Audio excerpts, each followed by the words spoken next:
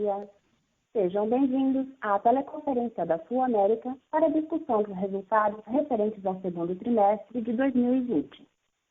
Estão presentes hoje conosco o Sr. Gabriel Portela, presidente da Sul América, e os vice-presidentes da companhia.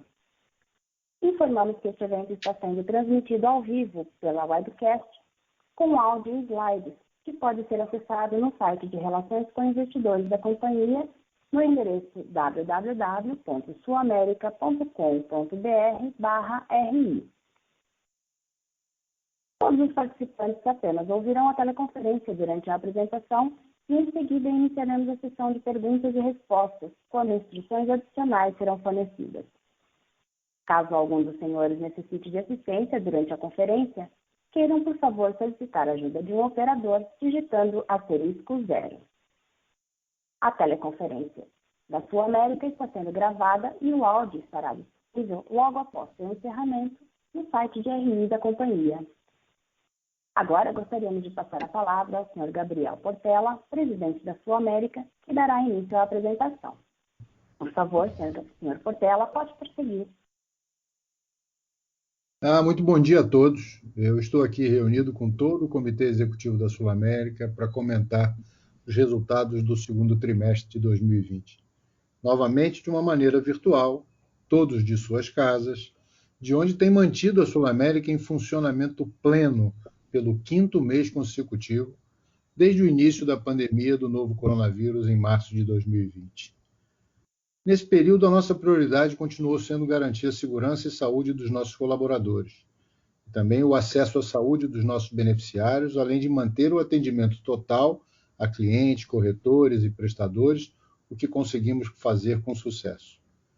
Mas nesse período contribuímos também para a sociedade e pacientes do SUS na forma de doações para construções de leitos e fornecimentos de equipamentos de proteção individual.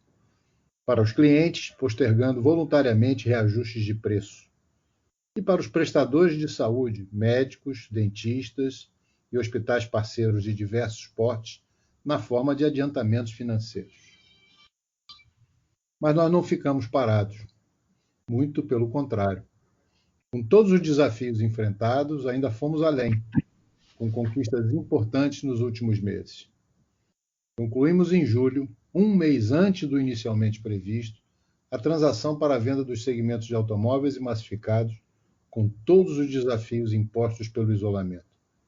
Eu aproveito aqui para agradecer a todos que contribuíram para o processo, os nossos colaboradores, incluindo aqueles que agora são ex-colaboradores e fazem parte da aliança, e também a SUSEP pela objetividade e celeridade, e todos os corretores de seguros com quem a parceria de longa data segue ainda mais forte. A conclusão dessa transação reforça, assim, o novo posicionamento estratégico da Sul América, focado em riscos pessoais e com uma visão integral para apoiar nossos clientes em decisões que envolvem a saúde física, emocional e financeira. Nessa linha, ampliando a nossa atuação no segmento de saúde, assinamos o acordo para a aquisição da Paraná Clínicas, uma das principais operadoras de saúde do Paraná, em um importante movimento para reforçar nossa posição no sul do Brasil, com um novo padrão de ticket médio, bem menor do que o médio da companhia, expandindo o portfólio de produtos e também a participação de mercado. Além disso, aceleramos também inovações e serviços, principalmente no aplicativo de saúde, fazendo uso intensivo da tecnologia e medicina conectada para ampliar nosso atendimento aos beneficiários e alavancar a estratégia do cuidado coordenado, garantindo o cuidado adequado, seja em demandas relacionadas à Covid-19. Desculpa que uma ligação é ao vivo, né? Seja em procedimentos seletivos. Foram quase 70 mil atendimentos digitais, considerando médicos plantonistas e teleconsultas agendadas em diversas especialidades só no mês de junho. No segundo trimestre de 2020, foram mais de 160 mil atendimentos digitais. São números expressivos que mostram a adoção acelerada pelos usuários e um alto nível de satisfação, com um NPS acima de 80 para essas iniciativas consideradas zona de excelência. Ao mesmo tempo, seguimos monitorando com atenção toda a evolução dos casos da Covid-19. Do início da crise até o dia 5 de agosto, registramos internações de 5.566 de nossos beneficiários com confirmação do novo coronavírus, sendo que 2.607 precisaram de cuidados em unidades de terapia intensiva. Mas deste total, já registramos recuperação e alta médica de 4.824 segurados, mas infelizmente registramos 379 óbitos. Agora, falando um pouco da pandemia e seus impactos, ainda não é possível mensurar todos os seus efeitos futuros, seja em termos de desaceleração econômica, principalmente relacionados com o impacto no PIB e desemprego, assim como o comportamento da sinistralidade nos próximos trimestres. Neste segundo trimestre, tivemos uma redução temporária e pontual das frequências de sinistros, notadamente no segmento de saúde e odonto, acompanhando as medidas de isolamento e também de distanciamento social. Esperamos a gradual retomada de parte significativa desses procedimentos postergados, de modo que nenhum resultado de curto prazo deve ser extrapolado como recorrente para os próximos períodos, assim como é possível que frequências represadas se somem ao retorno das frequências às suas condições normais. E eu passo agora a palavra ao Ricardo Botas, vice-presidente de Controles e Relações com Investidores, que dará mais detalhes sobre esses e outros números do trimestre. Depois, seguiremos para a sessão de perguntas e respostas. Obrigado, Gabriel. Bom dia aos meus colegas, bom dia a todos. Movendo então para o slide 2 do webcast, falamos da receita do período, já desconsiderando aqui as operações descontinuadas de automóveis e massificados, com essa conclusão que o Gabriel comentou no dia 10 de julho, mas que ainda contribuíram para o resultado do segundo trimestre, em termos de segundo trimestre e primeiro semestre, reportada na forma do lucro líquido como operação descontinuada. Essa operação descontinuada no slide 5, eu vou comentar com um pouco mais de detalhes, só para poder ilustrar os efeitos de impacto sobre o patrimônio consolidado, o balanço patrimonial consolidado e o resultado. As receitas operacionais da companhia, então, totalizaram 4,8 bilhões no segundo trimestre de 2020, um aumento de 5% em relação ao mesmo período de 2019. Aqui tem um destaque a evolução em saúde e odonto, que registrou um aumento superior a 6% quando comparado com o segundo trimestre, e alcançou 4,5 bilhões, acompanhando o crescimento de vendas de todas as carteiras coletivas. Os planos de saúde empresariais administrados, os que nós chamamos de pós-pagamento, também apresentaram evolução no segundo trimestre, com aumento de 21% nas receitas, acompanhando principalmente uma boa performance na evolução de beneficiários nessa carteira. Em vida e acidentes pessoais, a receita apresentou queda de 7,5%, aqui principalmente como consequência dos efeitos e medidas de isolamento social em meio à pandemia e que impactaram diretamente as vendas, principalmente as vendas de apólices de seguro de viagem por razões óbvias. Nesse trimestre, Previdência registrou receitas 11,5% menores, com um volume, principalmente em função do menor volume de contribuições. No segmento de gestão e administração de ativos, tivemos redução de 22% nas receitas, principalmente em função das menores taxas de performance. Nesse período, foram menores em 91% as taxas de performance, acompanhando o desempenho dos mercados financeiros, impactos dos mercados financeiros sobre as performances dos fundos. No slide 3, tem aquela nossa costumeira pizza com a receita por segmento. Aqui, de novo, também já excluindo as operações de automassificados, operações descontinuadas, e percebemos então qual é o novo mix de receitas da companhia, com 93% de participação de saúde e odontologia e 7% relacionado às carteiras e os negócios de vida, previdência e investimentos. No slide 4, acho que é o slide que resume aqui a maior quantidade de itens para a gente avaliar a performance da companhia. Já abordei então as receitas, e mais adiante também vamos comentar, com a ajuda aqui dos meus vice-presidentes, colegas, das líderes das unidades, a performance de saúde, odonto e vida e acidentes pessoais. Então eu pularia para a margem bruta, que representou uma melhora de 10 pontos percentuais, aqui principalmente em função dessa redução relevante principalmente na sinistralidade de saúde e odonto, que vai ser melhor comentado a seguir. Mas acho que aqui é importante nesse slide também destacar o índice de despesas administrativas, que foi de 7,9%, um ponto percentual maior quando comparado com o segundo trimestre de 2019. E aí aqui tem influências, apesar de a gente descontinuar a operação de automóveis massificados, nessa conta da companhia considera os efeitos das despesas que nós tivemos no segundo trimestre. Ainda existem despesas a serem corridas no terceiro trimestre, considerando que a transação foi concluída no mês de julho, e que tem um efeito importante aqui, que foi destacado nos nossos releases, mas o efeito dessas despesas não recorrentes associadas ao processo de investimento somaram 31 milhões no segundo trimestre, e no acumulado de 6 meses somam 45 milhões. Basicamente são concentradas em rubricas de serviços de terceiros. Sem esse efeito dessas despesas extraordinárias associadas à transação, esse indicador teria sido o indicador de despesa administrativa sobre receita de 7,3% no segundo trimestre e de 6,8% no primeiro semestre, relativamente estável em relação ao mesmo período anterior, quando comparado ao período anterior, também excluindo a operação de automóveis. Aqui destaca-se também que no segundo trimestre desse exercício de 2020, foram registradas nesse período, que nós já tínhamos comentado no trimestre anterior, de doações que nós realizamos já dentro da pandemia, para a construção de leitos, que montaram ou somaram 10 milhões de reais no período. Então, também estão aqui capturados em despesas de localização e funcionamento. Passando para o item seguinte, o resultado financeiro atingiu cerca de 70 milhões, uma queda de 39% em relação ao segundo trimestre de 2019. Aqui o principal efeito da redução é a redução da taxa Selic nesse período em relação ao período anterior. Mas acho que é importante destacar a recuperação dessa rubrica do resultado financeiro em relação ao primeiro trimestre, que foi bastante impactado pelos ativos de renda variável, considerando o efeito do início da pandemia sobre os mercados financeiros, notadamente em março de 2020.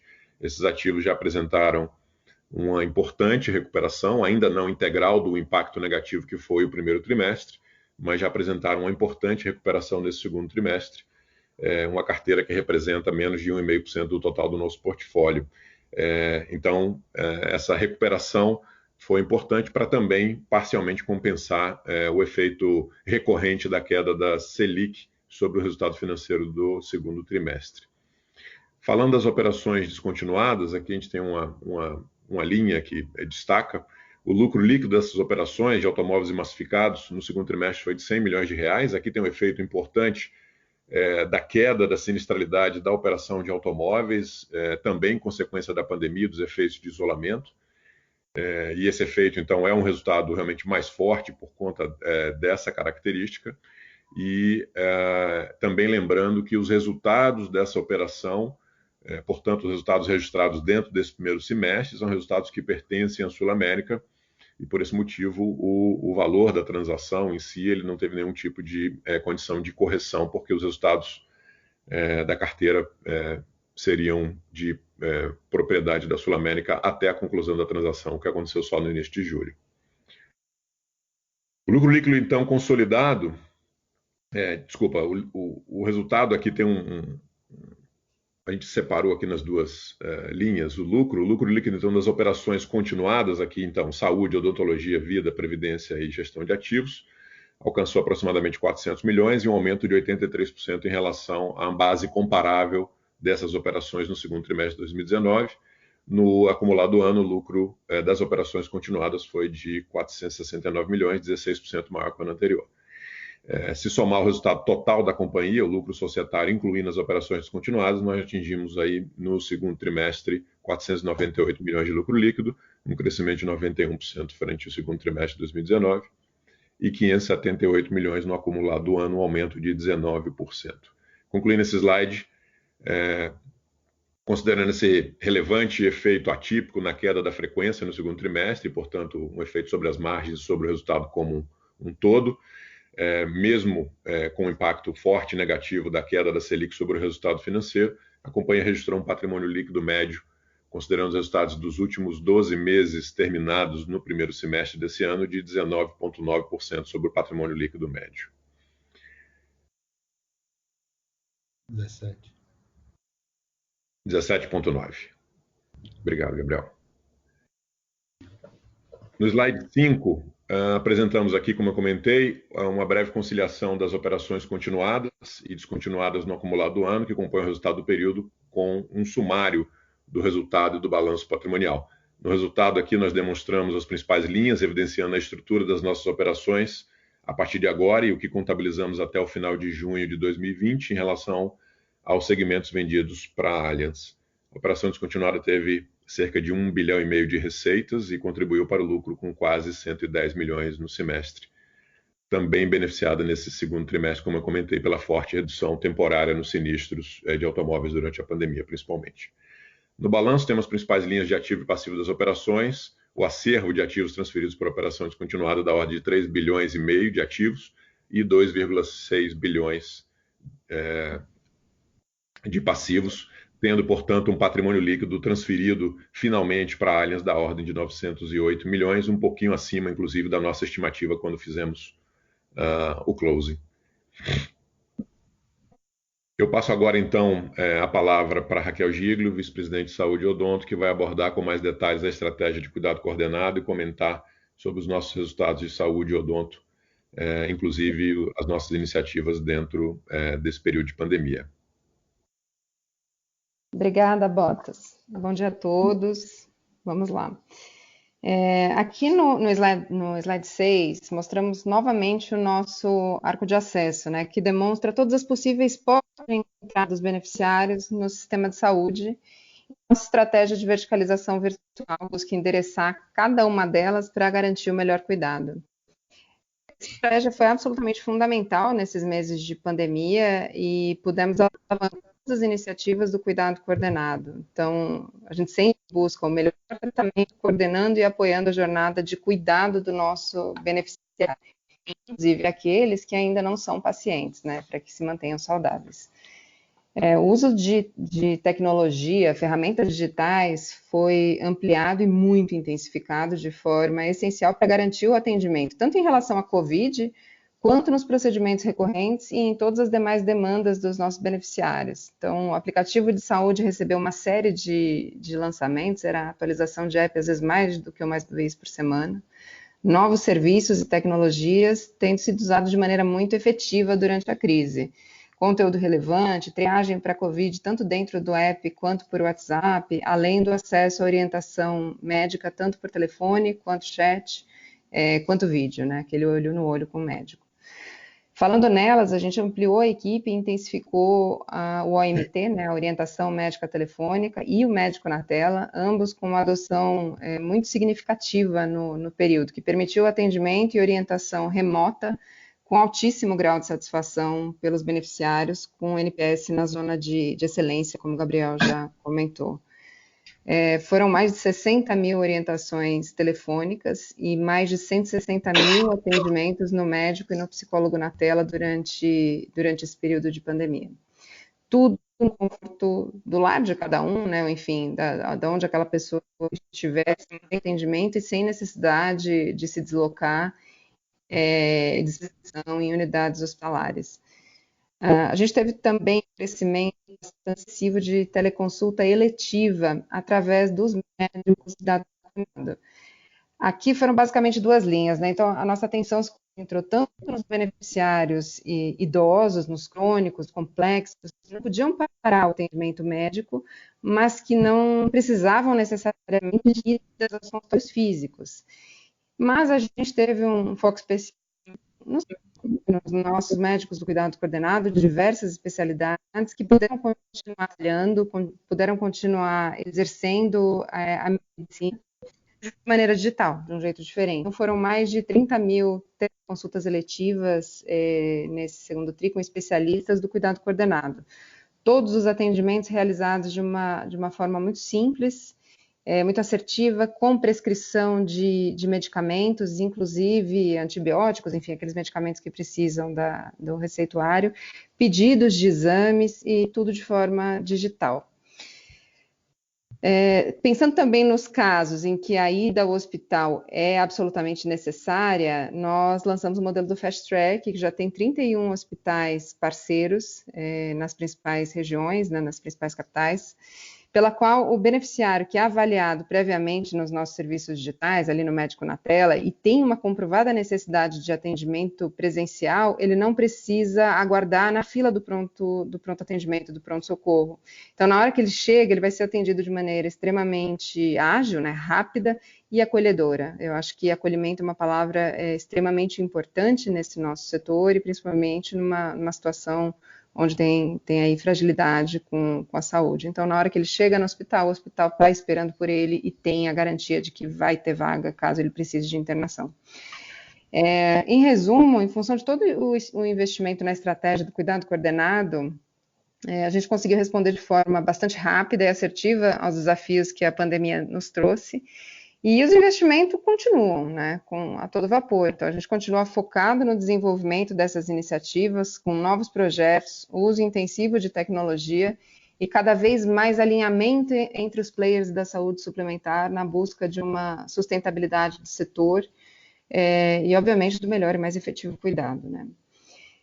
Seguindo agora para o slide 7, está sobre o resultado de saúde odonto nesse segundo trimestre. Então, as receitas do segmento atingiram 4,5 bilhões no segundo TRI e 9 bilhões no acumulado do ano, mantendo a tendência de crescimento já vista nos últimos trimestres.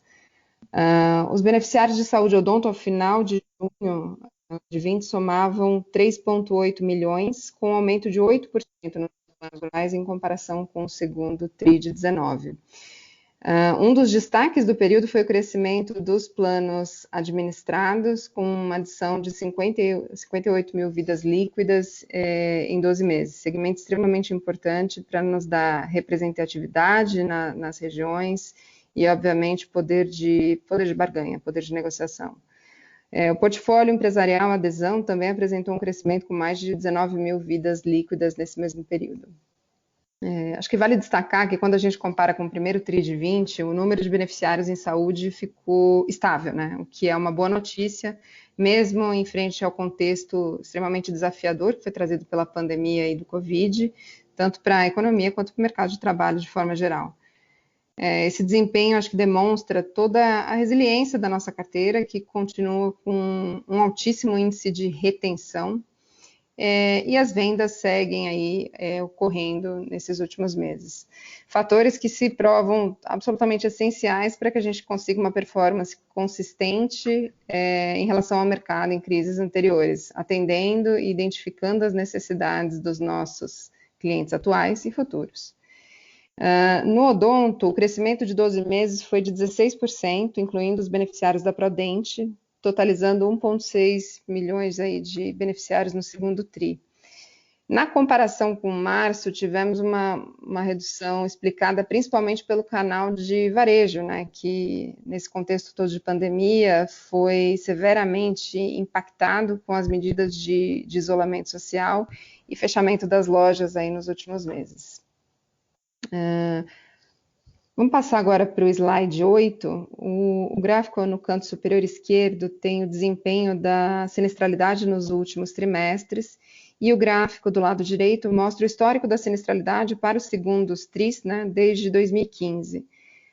O resultado no segundo TRI de 20, de 69,5%, é explicado, como já foi comentado também por Gabriel Bottas, por uma redução significativa e momentânea, frise-se, dos procedimentos eletivos e não urgentes, como consultas, exames, internações e cirurgias eletivas. Assim como na queda de visitas ao pronto-socorro e procedimentos de urgência, acompanhando as medidas de isolamento social, por obviedade, que mais do que compensaram os custos e pleno atendimento aos beneficiários com relação, né, às internações de Covid especificamente. Nos meses de abril e maio, a gente observa uma redução de cerca de 60% na frequência de procedimentos observada para o mesmo período de 2019, e ao longo do trimestre já vemos uma retomada gradual, mas consistente das frequências, com junho agora 20 apresentando uma redução média de 30% em relação a junho de 2019. Em julho, a gente continua a observar esse aumento gradual das frequências à medida que a gente percebe um retorno progressivo à normalidade, aí, entre aspas, mesmo sem o fim da pandemia. Por outro lado, eu gostaria de evidenciar aqui para vocês que o custo de uma internação COVID é, por obviedade, maior do que uma internação clínica padrão. É importante ressaltar também que o patamar de sinistralidade apresentado no segundo TRI é pontual e não pode ser extrapolado para cenário futuro, né? Então, nenhuma foto de trimestre aqui no ano de 2020 pode ser visto dessa forma. O ano é atípico em termos de sazonalidade usual observado em nossas carteiras e a gente espera que parte significativa dos procedimentos que não foram realizados aí desde a segunda quinzena de março deve ser retomada ao longo do tempo. No entanto, ainda é tudo muito volátil, então não é possível precisar qual será a magnitude dessa retomada e nem o horizonte de tempo que ela ocorrerá.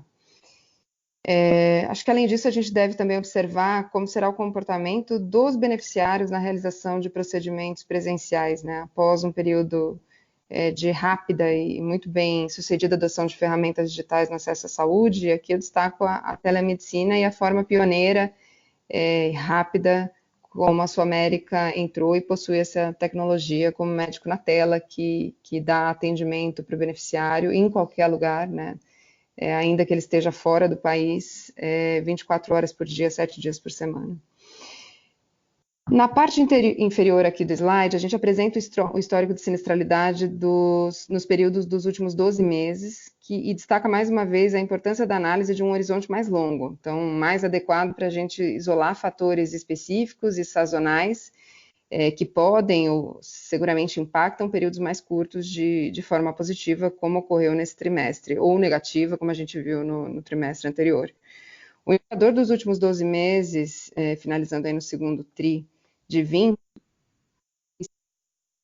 de sinistralidade, um ganho de 2 pontos percentuais em relação ao mesmo período do ano.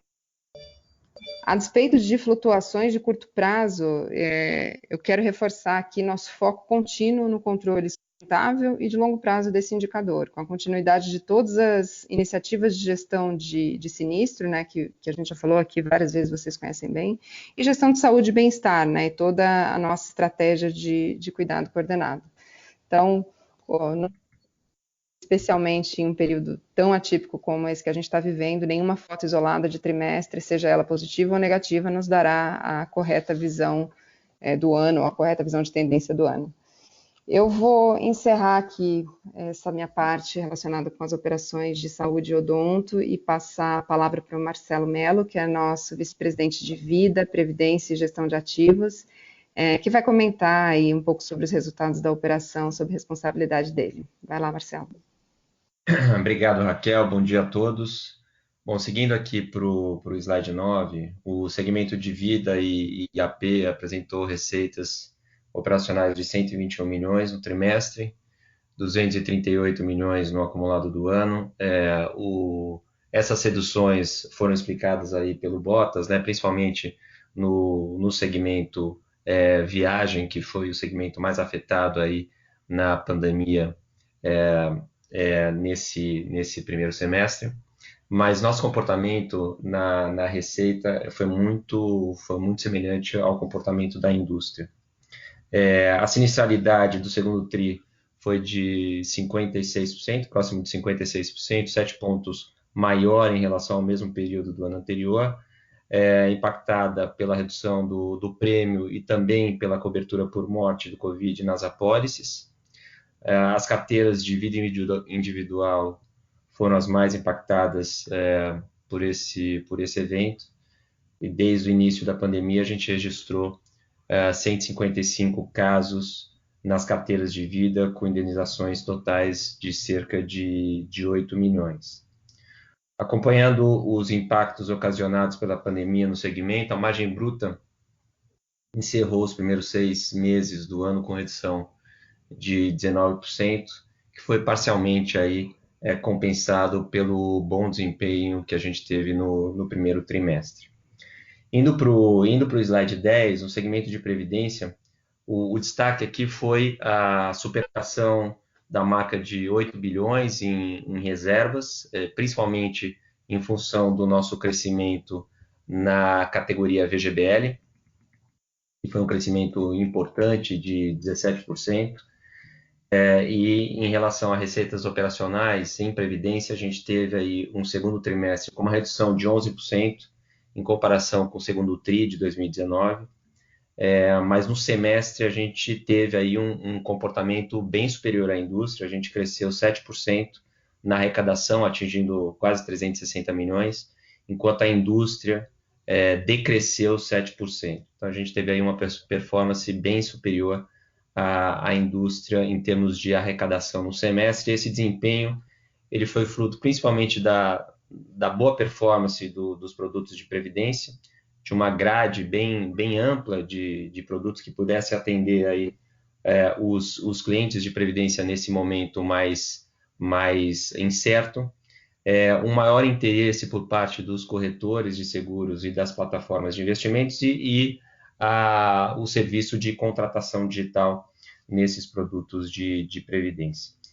O saldo de portabilidade no primeiro semestre líquido foi positivo, em 65 milhões, contra 16 milhões negativos no mesmo período de 2019. Aqui também uma performance bem superior ao que a gente viu na indústria de forma geral.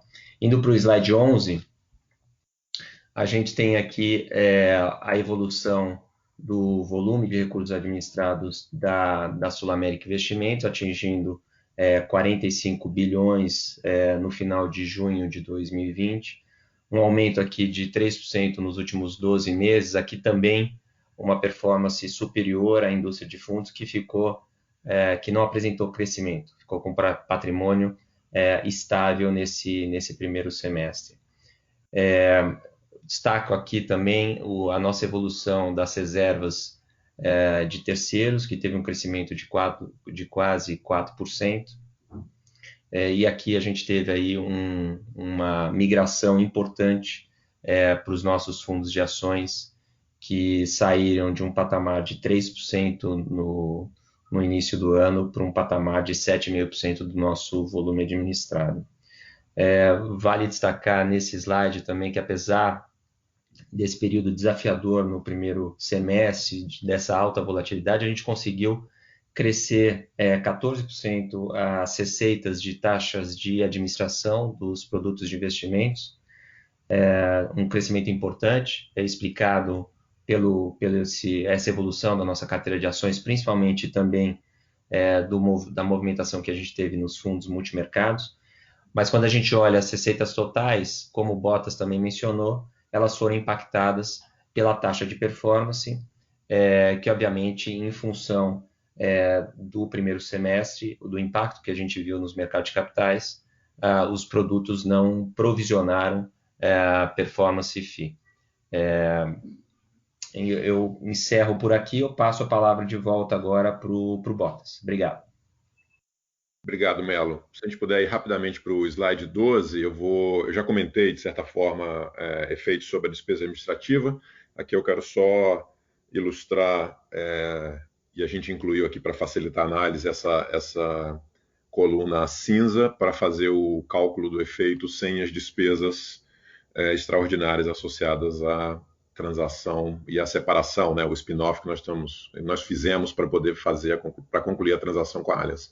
Então, no segundo trimestre, de novo, a coluna cinza demonstra o efeito sem os 31 milhões que foi o efeito no trimestre, e a coluna cinza do primeiro semestre, eliminando 45 milhões, que é a despesa acumulada nesse período. Lembrando aqui que a gente ainda tem algumas despesas para acontecer em função da conclusão ter passado para o terceiro trimestre, notadamente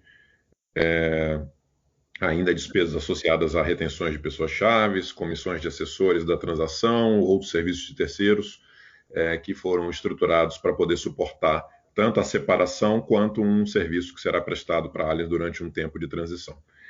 Aqui eu queria só destacar também que a nossa força de trabalho própria, após a transferência de cerca de 1.700 empregados para a Allianz, encerrou o segundo trimestre com cerca de 3.800 colaboradores, e são cerca de 200 pessoas a mais do que nós tínhamos com a mesma base de comparação em relação ao segundo trimestre de 2019. Isso nós já tínhamos comentado também no trimestre anterior, pessoas principalmente engajadas em projetos estratégicos da companhia, notadamente na digitalização da companhia, que segue a todo vapor, assim como todas as frentes estratégicas de coordenação de cuidado e desenvolvimento de novos produtos, aqui já comentados principalmente pela Raquel na parte de saúde. Só para dar uma visão também do consolidado, a gente não tem um dado aqui nesse slide, ainda na despesa administrativa, mas aí fazendo a leitura da despesa administrativa do período da despesa total continuada e descontinuada, excluindo as despesas associadas à transação com a Allianz, as despesas administrativas totais, incluindo a da operação de automóveis no primeiro semestre, foram de 890 milhões e representaram um crescimento de 1,8% em relação ao primeiro semestre de 2019. Aqui eu acho que tem um destaque mais importante, que tem um efeito de crescimento na despesa de pessoal associada a essas 200 pessoas a mais no nosso quadro, aos projetos estratégicos que nós estamos desenvolvendo e já vimos desenvolvendo, mas também tem efeitos já importantes de redução de despesas, notadamente as mais diretamente associadas ao nosso momento de isolamento, notadamente despesas de viagem e deslocamentos, que, por exemplo, foram menores em 44% no semestre e 75% menores no segundo trimestre. Passando para o slide 13, eu vou concluir aqui essa minha parte, comentando rapidamente o portfólio de investimentos. Eu comentei rapidamente no início, então, que nós tivemos no segundo trimestre já uma recuperação da nossa performance, considerando o impacto negativo no primeiro trimestre. Os ativos próprios financeiros da seguradora, excluindo as reservas de previdência, como o Melo bem lembrou, já superaram os 8 bilhões, também foram de 8,1 bilhões e registraram uma performance equivalente do CDI de 143,7% neste segundo trimestre, uma performance bem superior ao que tinha sido a performance do nosso portfólio próprio da seguradora em relação ao segundo trimestre de 2019, que foi de aproximadamente 116%. Aqui, então, encerro essa parte das nossas apresentações e podemos passar direto para a sessão de perguntas e respostas. Obrigado.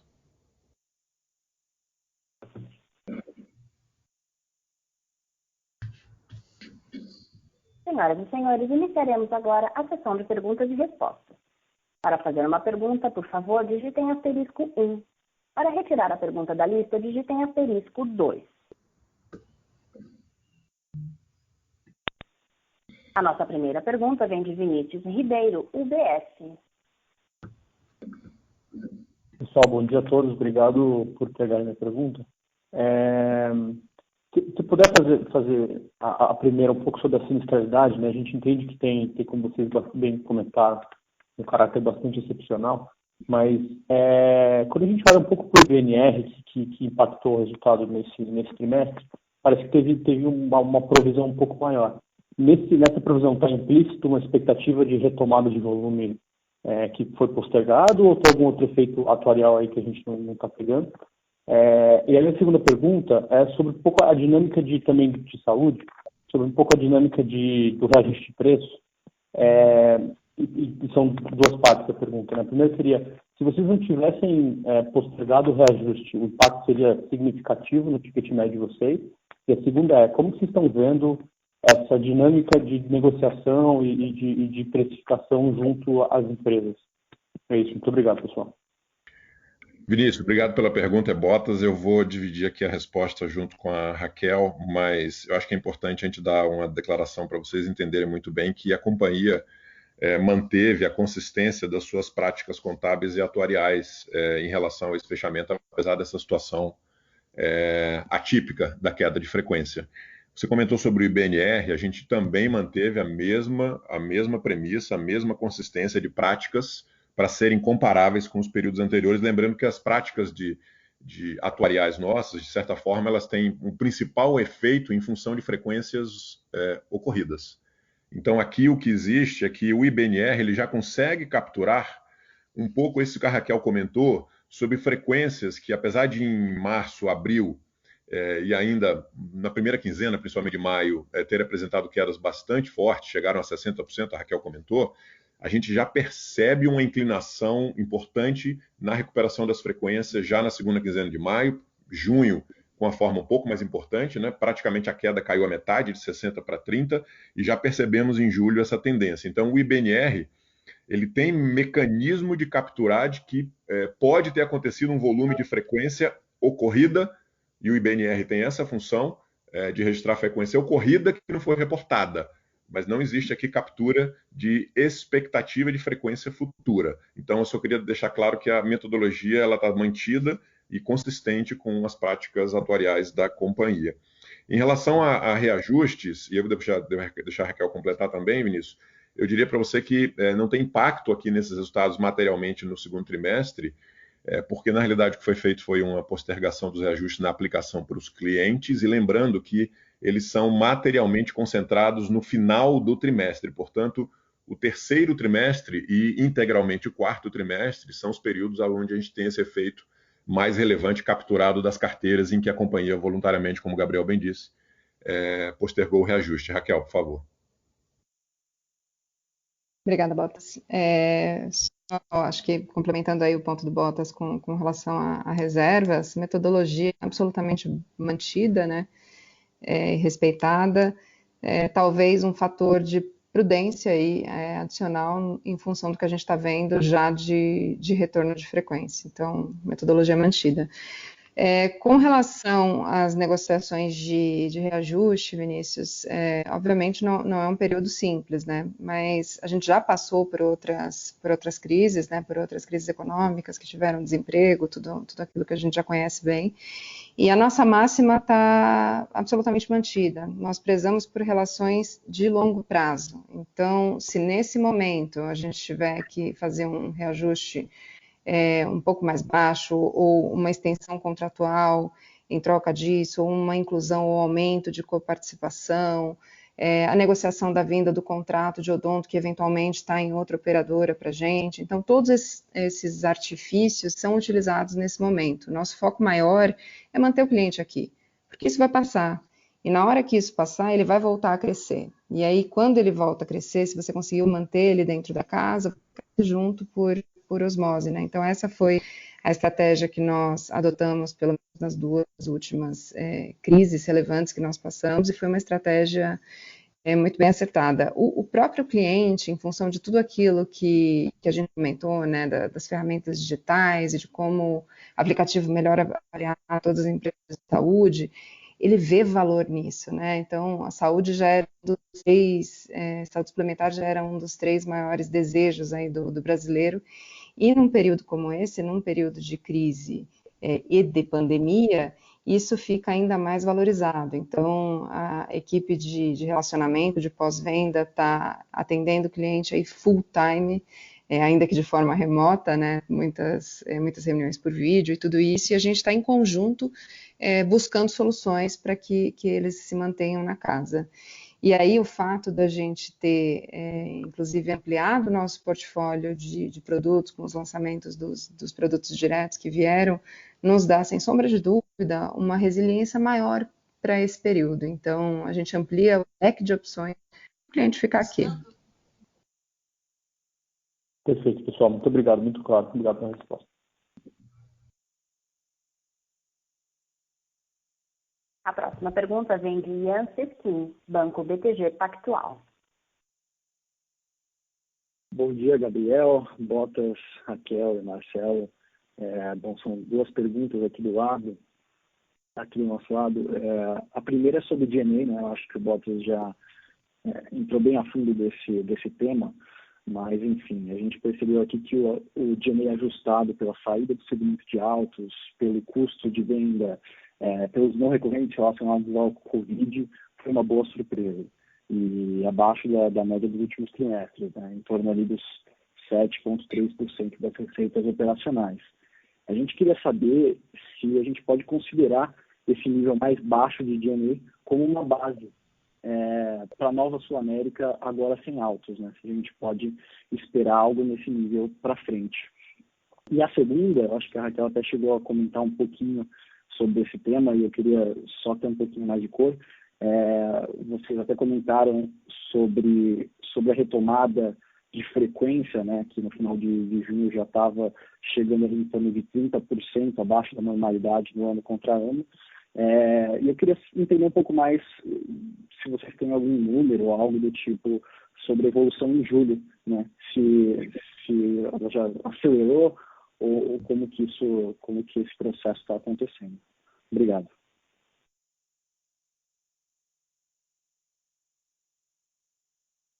Obrigado, Ian Botas, de novo aqui. Sobre a questão da DA, a nossa dificuldade aqui é aquilo que nós comentamos de forma recorrente, que a companhia não tem como dar um guidance para vocês em relação a índices DA. O que eu acho que a gente foi bastante transparente aqui na forma de abrir a despesa e, enfim, de uma forma como talvez a gente nem tenha feito, e, claro, uma característica da transação, é que fique claro qual é a despesa que nós tivemos com a operação nesse primeiro semestre, que foi descontinuada, e a despesa que nós temos dentro dos nossos critérios gerais para a operação que fica. É difícil para mim dizer para você que use essa referência como uma referência daqui para frente. Agora, ela é a nossa melhor referência do que foi a nossa operação no primeiro semestre, e, de fato, o que foi o resultado daquela operação descontinuada e o que foi o resultado da nossa operação que fica em termos de despesa administrativa. Lembrando que esses nossos índices do período e os próximos também têm que ser confrontados, porque você tem uma despesa materialmente indexada em relação à pressão sobre esse índice vinda da situação das receitas. Nós tivemos nesse período, tanto na operação de automóveis, uma queda de receita aí mais forte pela questão do prêmio médio, mas também temos um desafio importante em relação à preservação da receita, dado esse cenário ainda adverso, incerto em relação ao impacto para a receita. Nós estamos confiantes da nossa capacidade de continuar performando bem comercialmente, já foi, acho que, explicado aí pela Raquel toda a dinâmica comercial, mas não vamos também desconsiderar esse efeito de desafio que nós temos em relação ao comportamento da receita para esse indicador. Oi, é a Raquel, tudo bem? Obrigada pela pergunta.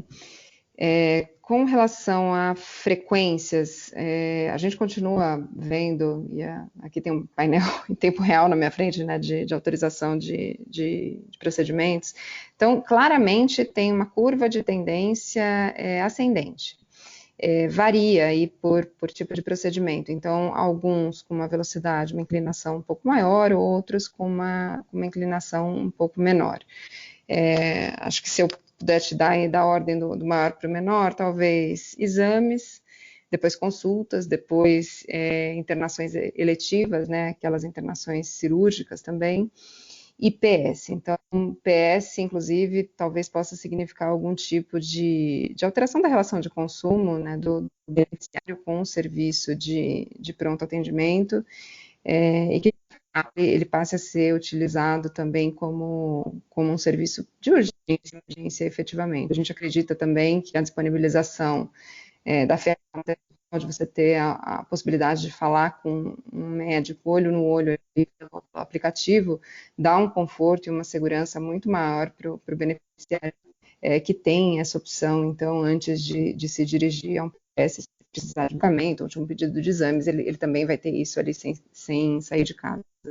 Agora, a frequência, se você me permitir, eu queria explorar um pouco mais que a frequência não pode ser vista pura e simplesmente como um por um, né? Então, eu vou te dar um comparativo aqui do que significa uma internação de COVID, que é uma internação clínica, né, fundamentalmente, versus o que significava uma internação clínica padrão. O custo médio de uma internação em UTI por COVID é 4,7 vezes maior, mais ou menos, do que o custo médio de uma internação clínica em UTI não COVID.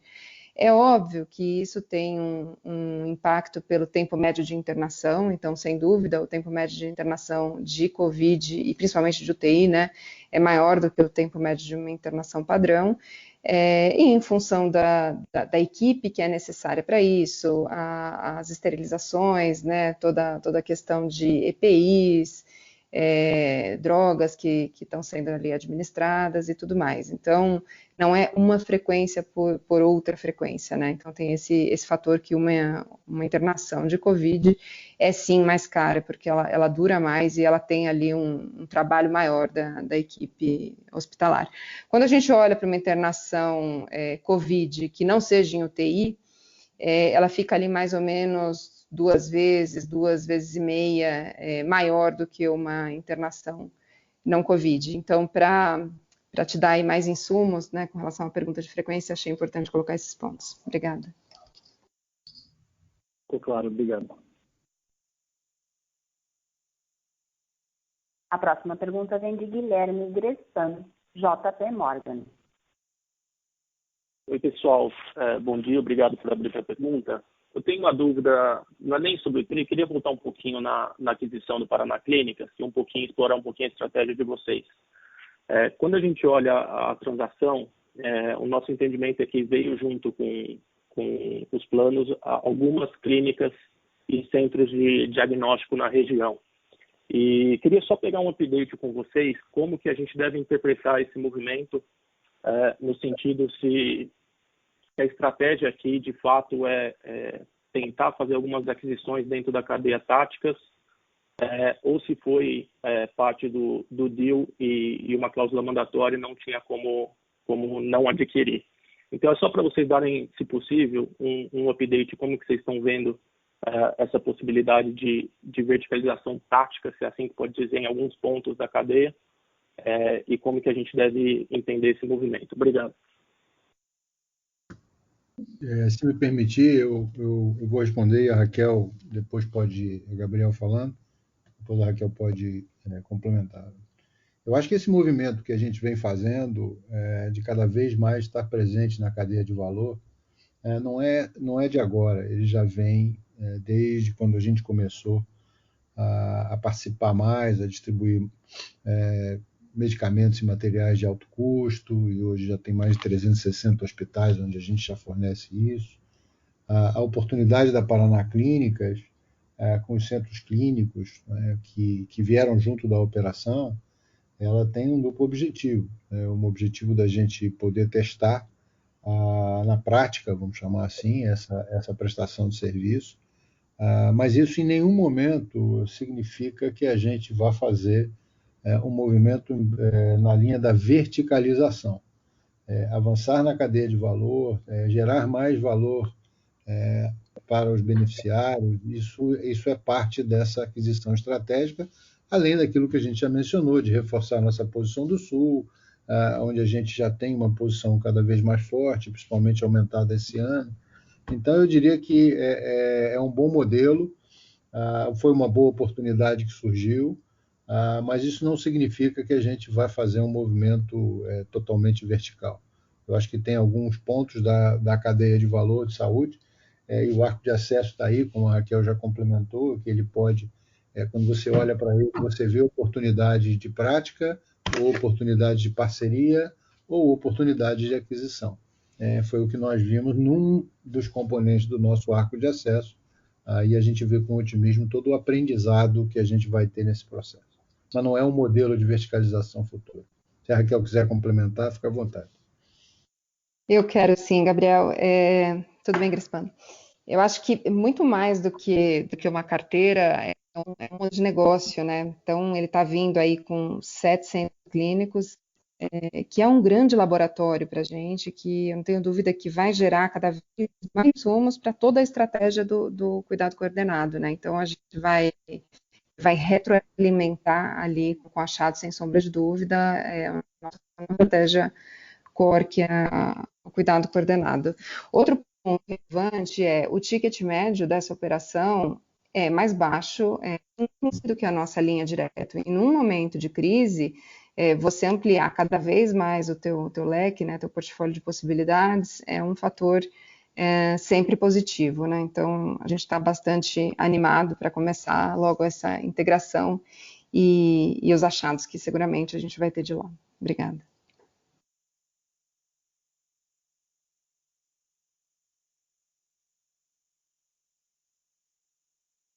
A próxima pergunta vem de Maurício Cepeda, Credit Suisse. Bom dia, Gabriel, Bottas, Raquel, Melo. Obrigado por responderem as perguntas. Eu tenho algumas perguntas aqui para tentar meio que ver as tendências indo aí mais para o médio prazo, né, que possam influenciar o longo prazo.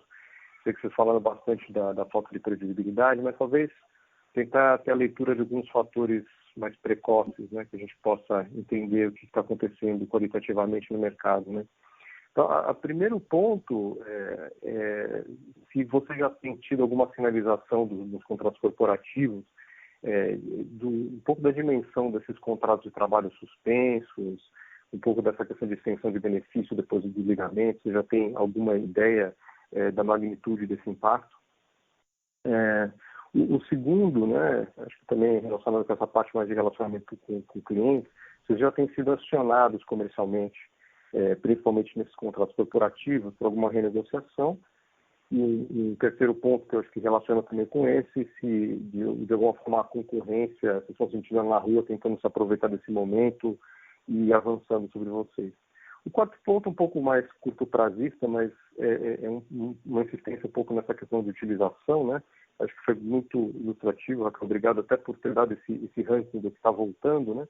Mas entender se esse represamento aí ele já representa um nível maior de utilização do que o usual, e se vocês estão vendo algum excesso de utilização, eventualmente por esses contratos mais, pelos encerramentos do contrato de trabalho, né? Se o pessoal está aproveitando essa extensão para utilizar mais o plano. Muita pergunta aqui, mas agradeço se vocês puderem ajudar em algumas delas. Oi, Cepeda, Raquel, tudo bem? Eu vou começar aqui e depois eu vou pedir ajuda para o André, que é nosso VP comercial, para falar um pouquinho de cenário concorrencial de rua.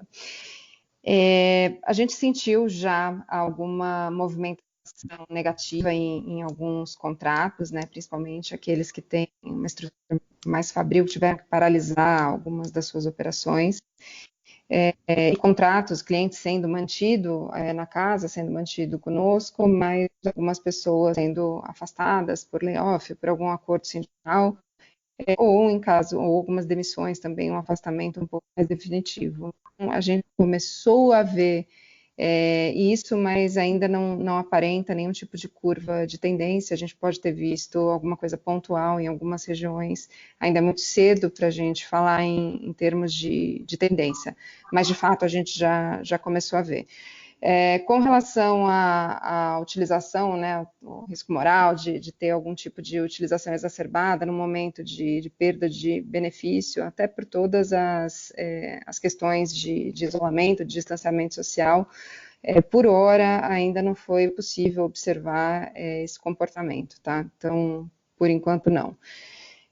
Negociação de reajuste, como sempre, é um assunto difícil, né? A hora do ano que os RHs, as áreas de compras, não gostam tanto de receber as nossas visitas, mas eu acho que acho que comentei isso com o Ian, se não me engano, tudo que a gente fez de forma muito proativa, tanto na disponibilização de novos serviços, de novos canais, da digitalização, permitindo que as pessoas tivessem acesso a cuidado aos médicos, sem sair de casa, gerou um relacionamento, um fortalecimento do relacionamento que a gente já tem com os nossos clientes, né, cada vez maior.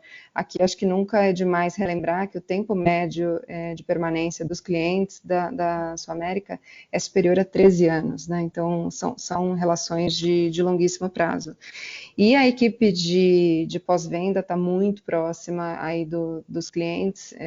O nosso foco é sempre não ser surpreendido, é montar soluções que sejam viáveis para os dois lados, e quando o cenário de crise se arrefecer, melhorar, ele vai ter outras opções aqui dentro do nosso portfólio de produtos ou dentro de contratação de produtos adicionais, como VIA, odonto, previdência, alguma coisa que a gente possa compor aí uma participação do cliente um pouco maior. Então, é um período que não é simples, né? Mas é um período que está sendo bastante bem conduzido aqui pelos times e com muita parceria do lado das empresas clientes. Agora eu vou pedir para o André fazer algum comentário aqui com relação à concorrência. Concorrência é sempre pesada, né? Alguns períodos mais, alguns períodos menos, alguns períodos mais. Eu diria que a gente está num dos períodos de mais, e aí vou pedir para o André dar a cor do que ele está vendo na rua. Obrigado, Raquel, é isso aí. Obrigado, Maurício, pela pergunta. Acho que, como a Raquel colocou, acho que a concorrência, usualmente, ela já é forte, nesse momento aí está bem intenso. E contar um pouquinho do que a gente está fazendo, acho que é interessante passar um pouco dessa informação. Acho que presença muito forte aí junto à nossa rede de corretores, nossos 39 mil corretores espalhados e bem postados na nossa rede de distribuição em todo o Brasil, com uma capacitação muito forte. Só para vocês terem uma ideia, a gente treinou até junho quase 35 mil participantes, né, quase 35 mil corretores. A gente usualmente fora desse ambiente aí cada vez mais digital, a gente treinava por ano em torno de 45, então você faz 35 mil treinamentos até junho, ou seja, uma crescente aceitação dos nossos treinamentos e produtos novos que a gente coloca, e a família Direto tem sido muito bem aceita pela saúde de corretores. Temos feito aí um conjunto de ações comerciais, de campanhas de vendas e promoções comerciais muito fortes, e aí focadas nos diversos segmentos de corretores e diversificação nas regiões que a gente tem, notadamente os produtos direto, tá? Com bastante incentivo para isso.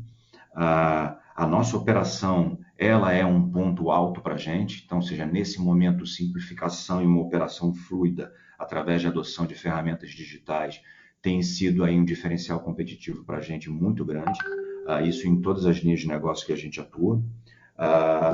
E, por último e não menos importante, a gente intensificou as nossas ações de divulgação junto não só à rede de distribuição, como um público em geral, demonstrando claramente a oferta Sul-América, que é uma combinação muito mais do que só de um produto, e sim de uma conveniência, de serviços agregados, e sim aí com preços ainda mais acessíveis, quando notadamente se fala da família Direto, tá?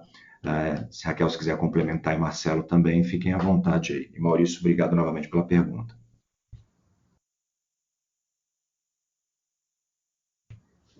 Bom, obrigado, André. Obrigado, Raquel, pelos esclarecimentos. Ficou claríssimo.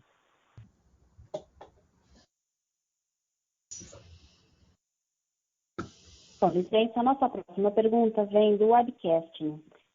Sr. Mohamed Ahmad, da empresa Foyston Gordon & Payne Incorporation. Como está a tendência de crescimento de beneficiários em PME, corporativo e adesão em julho? Oi, Mohamed, Raquel, obrigada pela pergunta. Bom, o André já passou aqui, acho que pelo momento comercial e concorrencial que a gente está vendo aí da rua.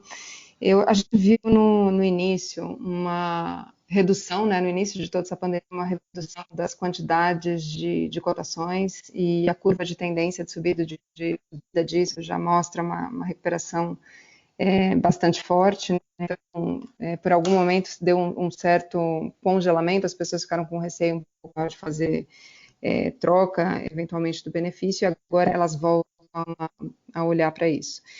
Então, acho que com toda a dinâmica do direto, né, da família Direto que o André colocou, a gente está lançando mais um produto direto semana que vem, agora na região de João Pessoa, e outros vêm por aí. O próximo que a gente lança depois desse é ali no Centro-Oeste. Isso dá cada vez mais resiliência, dá cada vez mais elasticidade, tanto na aquisição de novos clientes, quanto na manutenção das nossas carteiras, né? Se eventualmente tiver uma dificuldade de pagamento momentânea, trabalhar ali com upgrade e upgrade posterior. Eu vou dar um pouco mais detalhe aqui no segmento do adesão, que foi um segmento que a gente teve uma certa redução de carteira apresentada aí, nos últimos trimestres, e tem já uma tabela, um novo portfólio lançado para as vendas a partir de 1º de setembro, uma série de alterações, um produto muito mais sustentável, sai de 10 regiões geográficas, né, tarifárias, e passa para 23 regiões geográficas, um produto que, sem sombra de dúvida, vai ser comercialmente aí, mais competitivo, e a gente confia muito também no potencial que o direto, nesse enquadramento, nesse novo portfólio também pode gerar. Então, acho que a gente passou por um período um pouco mais complexo, e vejo o período agora que se inicia como bom, como bons frutos seguramente podem ser colhidos de toda essa nova estratégia que foi montada. Obrigada. A próxima pergunta vem de Ricardo Borges, Plural Investimentos, também através do webcast. Parabéns pelos resultados. Por conta da pandemia, vocês não vinham reajustando as mensalidades no seguro de saúde, correto? Qual foi o efeito dessa postergação dessas mensalidades e receitas da companhia?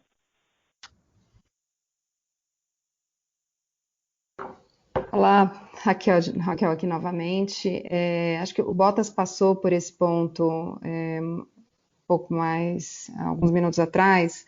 Sim, nós fizemos uma suspensão de reajustes voluntária, né, frise-se, e temporária, de maio a julho para as carteiras de individual, PME e adesão, e a retomada desses, né, a retomada de aplicação de reajuste a partir de agosto, e a recomposição disso, do que não foi aplicado, um pouco mais para frente.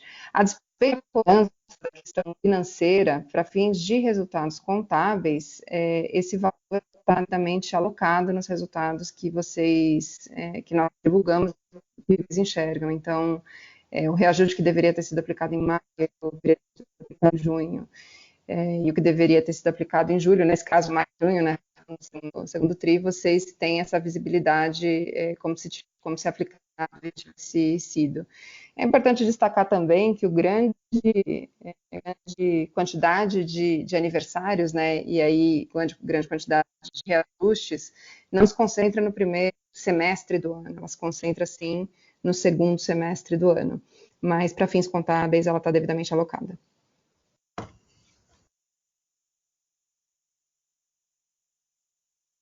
Com licença, não havendo mais perguntas, eu retorno a palavra ao senhor Gabriel Portela para suas considerações finais.